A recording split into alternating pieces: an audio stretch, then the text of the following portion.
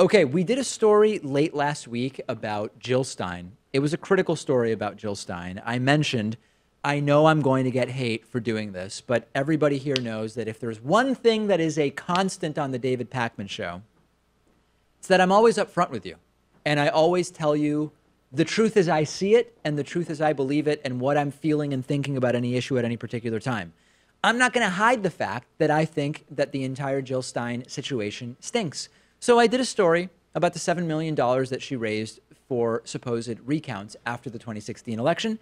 The blowback was significant. There were people who were very, very happy with me for doing that story, but there were also people who were very, very angry with me for doing that story. So here's just a sampling, okay? Here's one voicemail I received about my Jill Stein story last week.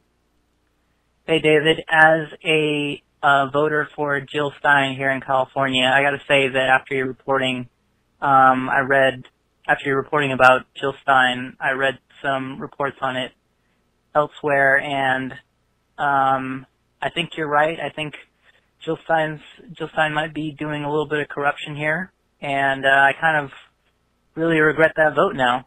So yeah, there you go. So all right, bye.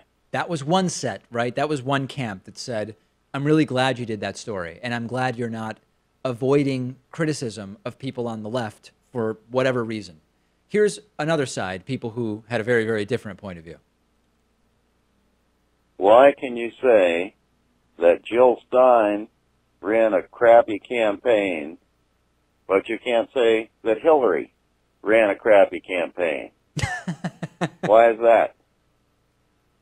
Haven't I said and by that? the way, you, all your hate mails, hatred mails, sound like they're written by the same guy.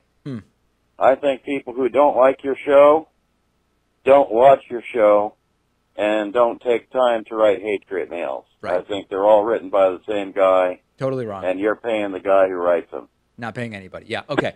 I don't care about that. I've criticized Hillary Clinton, I ventured to say comfortably hundreds, if not thousands of times on this show, right? I mean, I'm at a loss for words. I'm at a loss for words.